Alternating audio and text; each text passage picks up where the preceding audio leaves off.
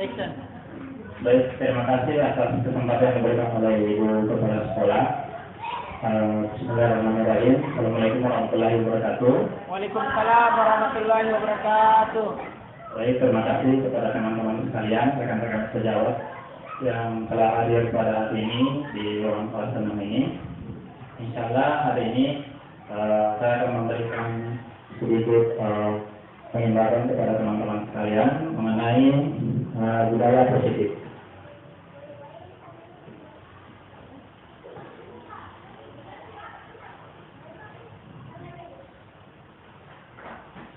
Oke, untuk pengenalan di sini saya berusaha terlalu banyak pengenalan. Saya cuma di sini menyebutkan nama saya Rizal.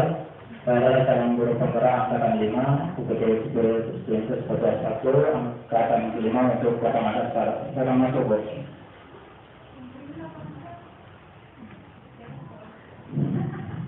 Nah, secara konten atau yang akan kita pelajari dipelajari hari ini apa yang akan diberikan.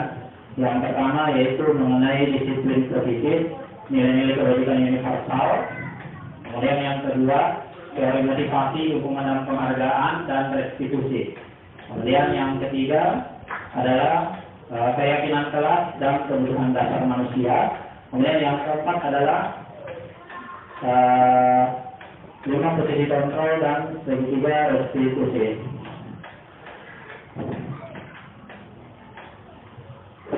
Nah, kemudian kita mulai masuk ke yang pertama yaitu disiplin positif dan nilai-nilai kebajikan universal.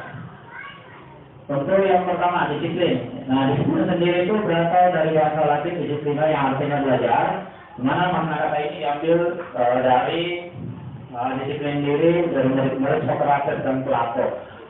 Untuk yang selanjutnya, disiplin ini membuat orang menggali potensinya melalui sebuah tujuan apa yang dihargai. Namun, pada budaya kita sendiri, makna kata disiplin ini telah berubah menjadi sesuatu yang dilakukan seorang pada orang lain untuk dapat kepatuhan. Sebenarnya yang menghubungkan kata disiplin dengan ketidaknyamanan, bukan dengan apa yang kita hargai atau persetujuan suatu tujuan. Nah, sebagai pendidik, tentu tujuan kita adalah agar anak-anak yang memiliki disiplin diri, sehingga mereka bisa berperilaku dengan mengacu pada nilai-nilai kebajikan universal yang akan kita sampaikan setelah ini. Nah, ini adalah nilai-nilai kebajikan universal, di mana nilai-nilai kebajikan ini adalah sifat-sifat manusia yang merupakan tujuan mulia yang ingin dicapai oleh setiap individu. Nah, nilai-nilai tersebut yang bersifat universal atau secara umum seperti itu. Di mana setiap perilaku untuk perbuatan itu memiliki suatu tujuan. Menurut Dr. William Lester pada teori kontrol tahun 1984. Dengan menaikkan nilai-nilai kebajikan yang diyakini, seorang matematika sentrisnya akan terbangun sehingga menggerakkan motivasi dari dalam untuk mencapai tujuan mulia yang diinginkan. Yakni Goshen tahun 1998.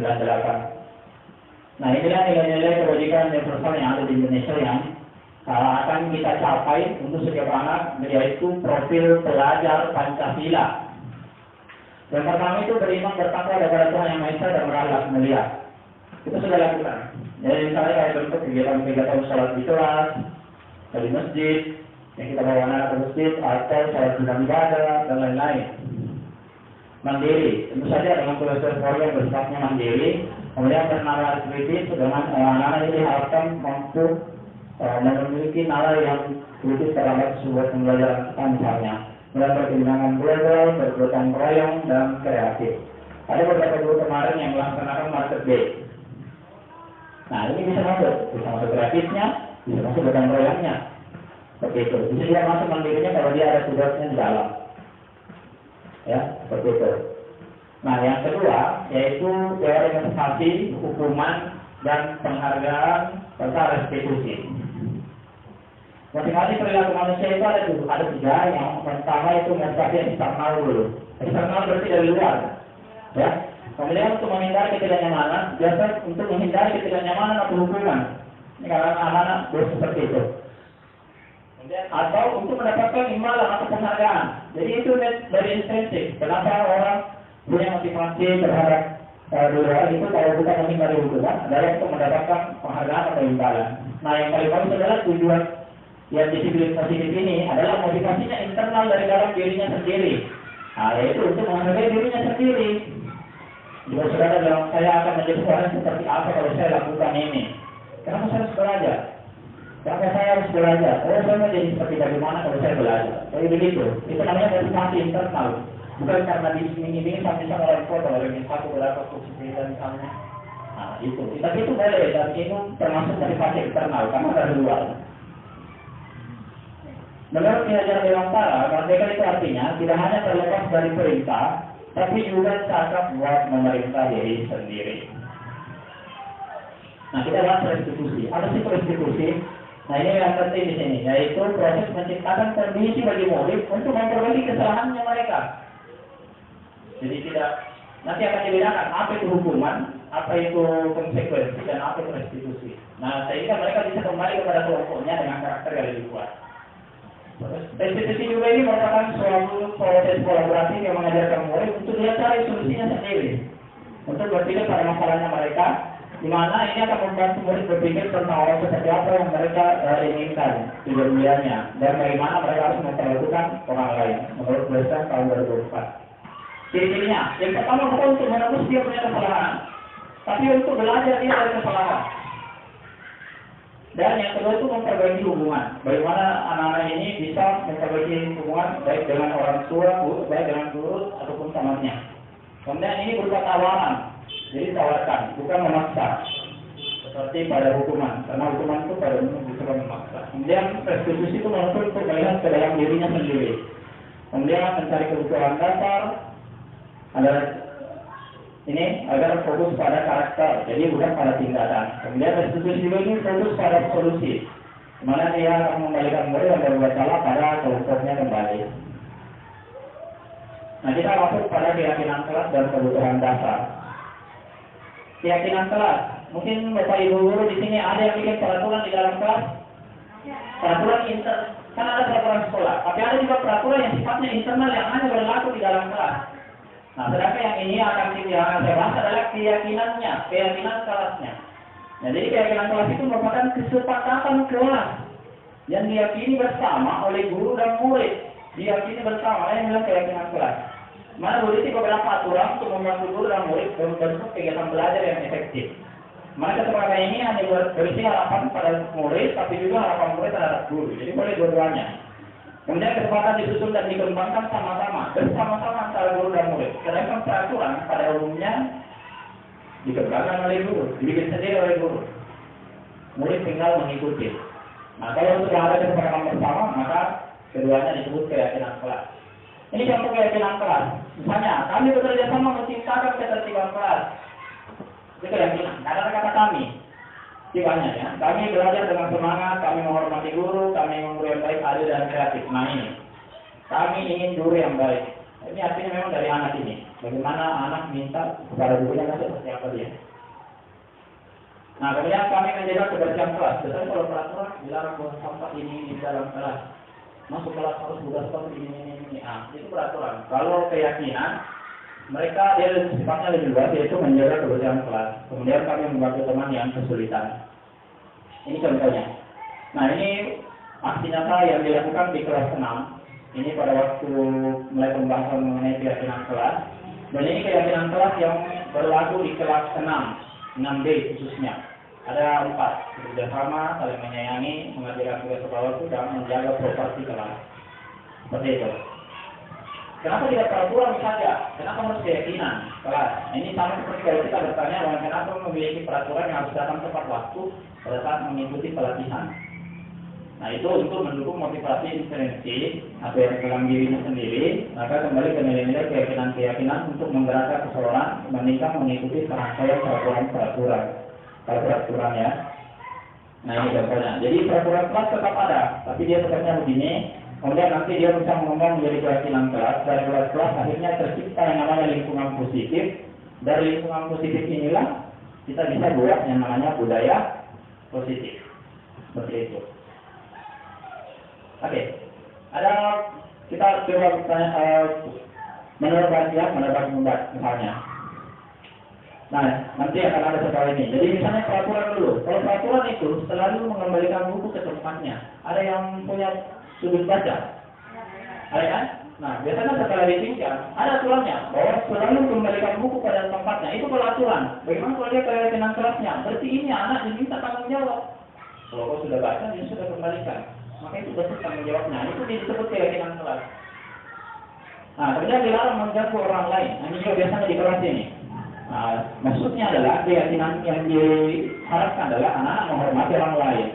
Nah, begitu juga selain itu, yaitu hadir 15 menit supaya kita berkomitmen. Dilarang melakukan kekerasan untuk menghormati dan keselamatan orang lain. Dilarang menggunakan narkoba, itu maksudnya untuk kesehatan, bukan cuma narkoba ya, rokok juga. Bekerja untuk menunggu giliran itu artinya menghormati orang lain dan bersabar. Ini kalau misalnya bergantian dan menunggu giliran itu kalau anak-anak duduk, ya ditanya anak-anak kalau duduk sebentar gantian ya atau akhir ya ini itu untuk lakukan. Tapi kalau anak-anak bisa bersabar dan menghormati orang lain itu adalah keyakinan kelas. Gunakan masker, artinya untuk kesehatan, untuk keselamatan bersama. Jangan berlari di kelas atau koridor. Nah, ini terutama di kelas 6B karena di lantai atas. Aturannya memang seperti ini, tapi maksudnya adalah untuk menjaga keamanan dan keselamatan bersama. Nah, ternyata penghargaan ini namanya dihukum oleh penghargaan, karena ternyata penghargaan itu sudah selamanya baik. Nah, di sini pengaruh jangka pendek dan jangka panjang. Untuk ada penghargaan sebenarnya dibuat untuk pengaruh pada jangka pendek saja. Nah, untuk jangka panjang biasanya nanti akan ada risiko di belakangnya. Itu penghargaan mutu, penghargaan mengurangi ketepatan. Maksudnya ketika anak-anak sudah mendapat penghargaan, itu biasanya akan mengurangi ketepatannya. Kemudian penghargaan itu kadang tidak efektif dan bisa saja penghargaan itu merusak hubungan. Misalnya bagaimana? Misalnya orang ranking 1 dan ranking 2. Ranking 1 dikasih misalnya penghargaan, sukses terbaik ini. Maka yang juara 2 ini yang merasa paling dihukum. Kenapa bukan saya? Kenapa ini? Nah itu. Kemudian penghargaan juga terkadang menurunkan kualitas, mematikan kredibilitas, dan mengurangi motivasi intrinsik. Artinya, boleh melakukan penghargaan kepada siswa, tapi dengan catatan untuk jangka pendek. Kurang lebih seperti itu. Nah, yang pada ini guru sekalian, saya bilangnya antara hukuman dan konsekuensi. Tahu tak? Tahu hukuman? Kalau konsekuensi tahu? Bagaimana membedakannya? Oke, kita ada pertanyaan di sini. Ada siswa, dia terlambat, kemudian disuruh begini sama gurunya, mencatat 100 kali di dalam buku, supaya tidak akan terlambat lagi karena dia terlambat sekolah. Pertanyaan saya, itu hukuman atau konsekuensinya dia terlambat? Hah? Hukuman. Dan ternyata adalah hukuman memang. Satu lagi, bukan satu lagi maksudnya. Yang kedua, lari mengelilingi lapangan basket. Kalau kita lapangan upacara misalnya, lari mengelilingi lapangan upacara karena terlambat hadir di sekolah. Hukuman atau konsekuensinya dia terlambat? Masih hukuman, betul. Kalau yang ini, murid ini tahun 10-15 kali karena tidak menggunakan masker di sekolah. Nah, ini hukuman atau konsekuensi? Berapa? Hukuman. Kalau ini, menggantikan kertasnya teman yang sudah dicoret-coret. Hukuman atau konsekuensi? Ya, konsekuensinya kalau sendiri kenapa dicoreti. Dan ini harus bertanggung jawab untuk itu. Selanjutnya, kalau membersihkan tumpahan air di meja tulis karena tersenggol saat belajar. Apa? Konsekuensi. Ya, dia bentuk tanggung jawabnya karena sudah menjatuhkan menumpahkan air di meja. Bukan cuma ini saja, di lantai juga. Misalnya, murid tidak disuruh untuk mengenakan sepatu seharian di sekolah karena tidak mengenakan sepatu hitam. Ini biasa di SMP. Hah? Hukuman, betul. Terakhir, lari mengelilingi lapangan basket 2 kali karena terlambat 10 menit pelajaran PJOK. Kalau pranika berolahraga bagaimana? Lari mengelilingi lapangan basket 2 kali karena terlambat di 10 menit pelajaran tak. Hukuman, dan ternyata itu adalah konsekuensinya.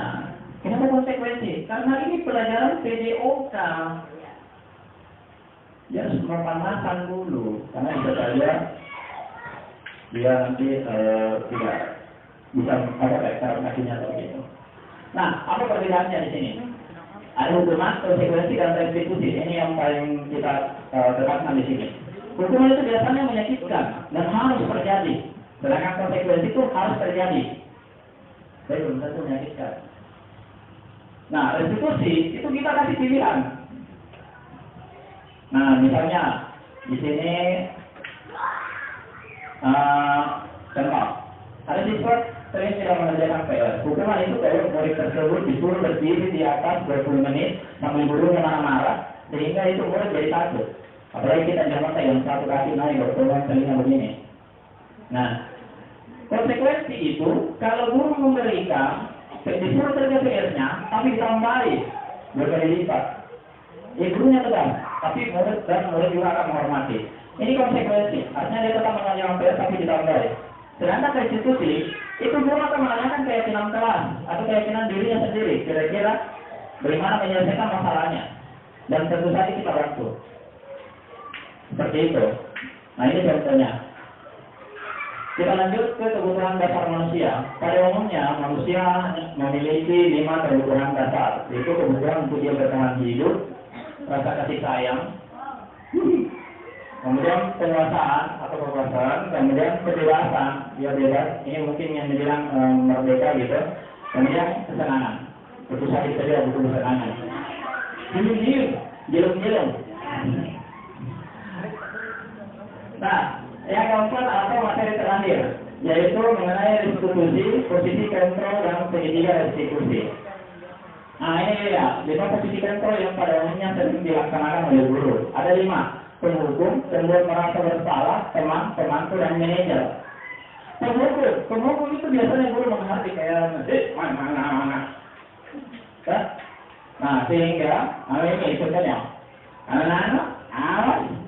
Nah, itu contoh penghukum. Nah, artinya anak-anak akan memulai kesalahan. Biasanya gampangnya kayak guru anak-anak memulai kesalahan. Nah, sedangkan orang penghukum merasa bersalah itu biasanya ceramah. Ceramah, ini nak.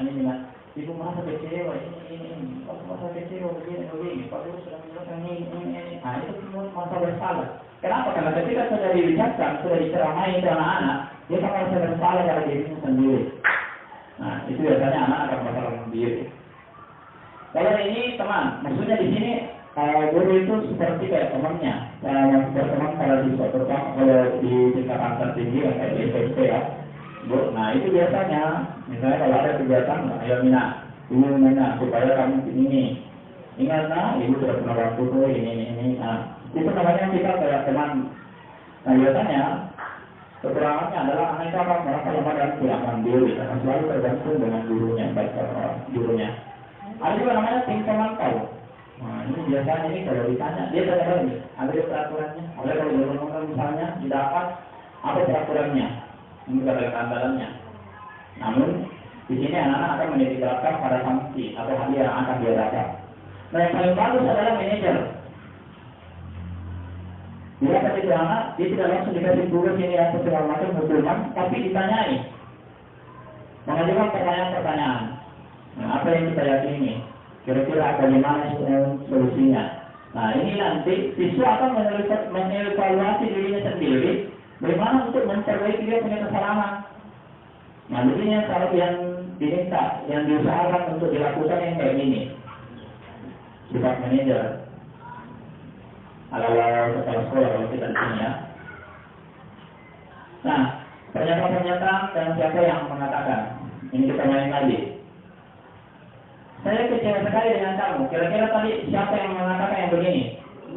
Iya, guru. Tapi posisinya dia sebagai apa? Sebagai teman, pemantau, manajer, penghukum, atau pembuat merasa bersalah? Iya, pembuat merasa bersalah. Karena dia bilang begini, saya kecewa sekali sama kamu. Nah, ini. Kata kuncinya adalah kata kecewaannya. Ini, kamu tidak pernah benar melakukannya. Penghukum. Dan ternyata benar penghukum. Adanya naik hati bagian mampu. Nah, ayolah lakukan demi ibu bapak. Ini teman. Ada kata ayonya atau bersikap persuasif. Apakah kamu mau mendapatkan stiker hitam hari ini? Pemantau. Jadi ada hadiah. Biasanya kalau kita kasih penghargaan dikasih bintang di dadanya atau ditempel di namanya. Tapi bukan bintang yang ini. Ini yang terbaik. Selanjutnya, bagaimana kamu bisa menyelesaikan masalah ini? Nah ini yang paling bagus, yaitu manajer. Jadi ketika dia mendapat masalah dari dia, maka kita tanya balik. Dengan kamu bisa selesaikan ini? Nah, seperti itu. Misalnya di security, apa namanya ini? Meja. Ini security, atau di Rizal, Los Aminan, misalnya. Maka, ketika tidak dapat, anak ini harus ditanyai. Bagaimana itu selesaikan masalahnya? Nah, dia nanti tawarkan. Oh, nanti saya cek dulu. Saya boleh dulu, baru saya cek. Aja yang terakhir.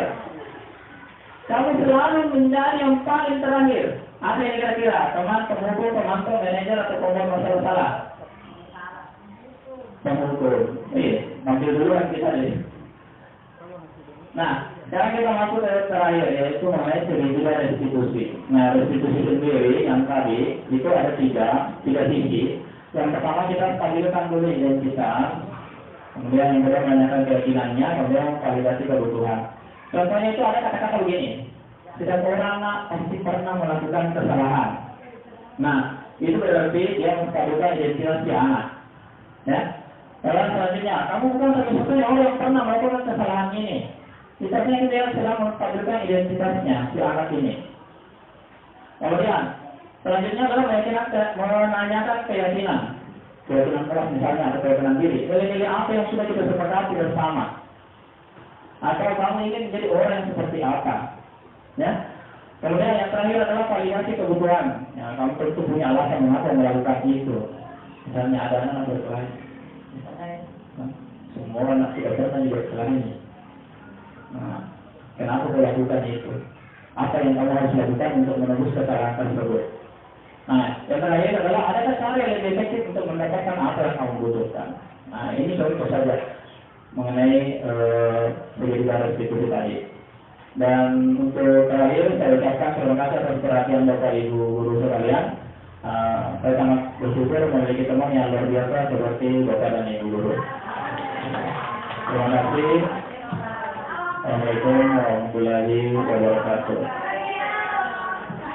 Atas partisipasinya, bagi teman-teman sekalian yang mungkin ada pertanyaan,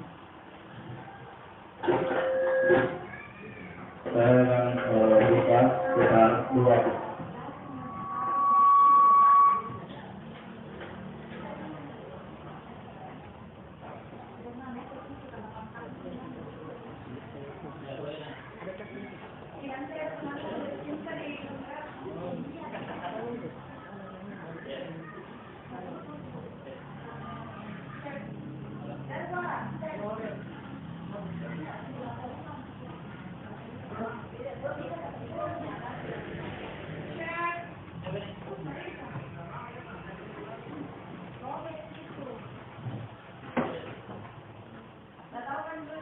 The Bluetooth device is ready to pair. Cek, bisa.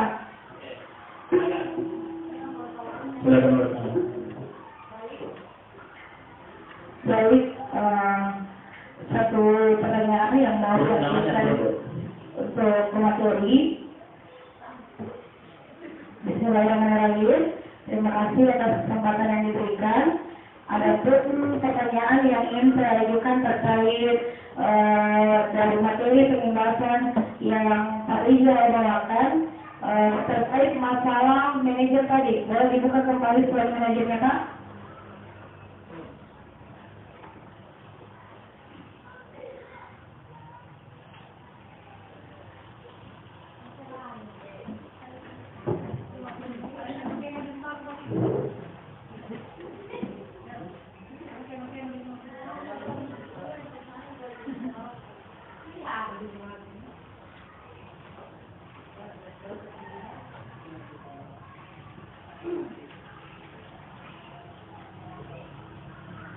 Bentar ya, karena ini mulai dari awal lagi. Oke, baik.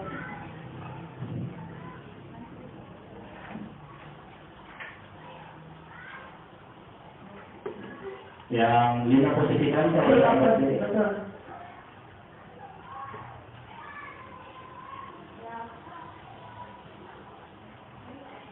Selain, ini ya. baik, terkait masalah 5 posisi kontrol, mewakili dari teman-teman yang rata-rata adalah guru kelas. Saya adalah seorang guru kelas dari kelas 4, ingin menanyakan terkait masalah identitas keberhasilan menjadi seorang guru dalam kelas, yaitu dalam kategori manajer. Bagaimana seorang guru mampu berperan atau mengimplementasikan menjadi seorang manajer yang baik sehingga meminimalisir kemungkinan identitas gagal serta identitas berhasil pada siswa. Bagaimana sehingga yang diterapkan dalam memberikan suatu contoh memanajer yang terbaik sehingga identitas gagalnya tidak terjadi lagi. Terima kasih. Baik, terima kasih atas pertanyaan dari Bema. Silakan kembali. Nah, yang saya tangkap adalah maksudnya ini bagaimana sih guru supaya bisa menjadi di posisi kontrol seorang manajer ya. Nah, jadi sebelum menjadi seorang kita guru bisa bertindak seperti seorang manajer, saran saya adalah kita kembali ke sini dulu. Kita melaksanakan yang namanya keyakinan kelas. Bikin dulu keyakinan kelas di dalam kelas. Ini kan untuk di kelas ya. Nah, kayak gini. Misalnya di sini bekerja sama untuk menjaga kebersihan kelas. Nah, kemudian kita dapati ada satu siswa yang misalnya dia tidak ikut juga piket misalnya, atau dia mau mengotori kelas. Nah, sebagai seorang manajer, sebagai guru, kita mengambil posisi kontrol manajer, maka yang pertama kita lakukan kepada anak adalah mengajukan pertanyaan-pertanyaan. Pertanyaannya apa? Yaitu, apa yang kita yakini? Maksudnya di sini adalah keyakinan kelas yang sudah kita sepakati bersama. Jadi sebelumnya ada memang keyakinan kelas dulu di dalam kelas itu sendiri. Nah, apa yang kita yakini?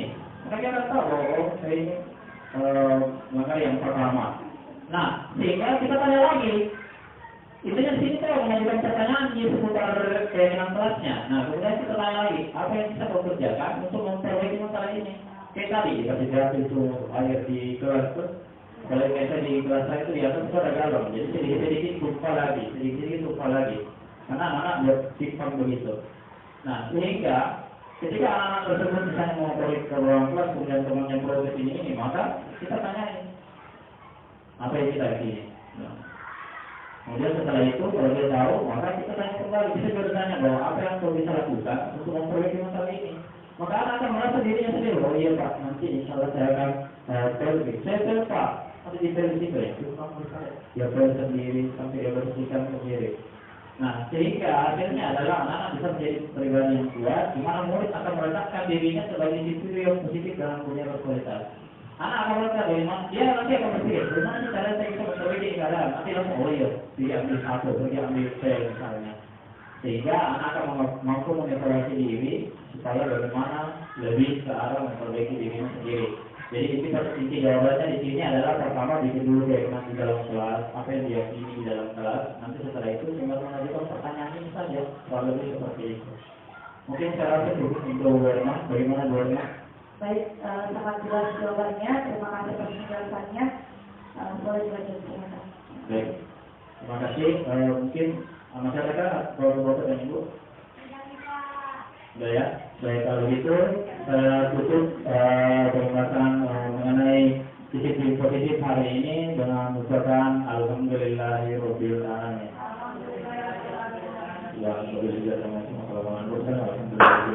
Assalamualaikum warahmatullahi wabarakatuh.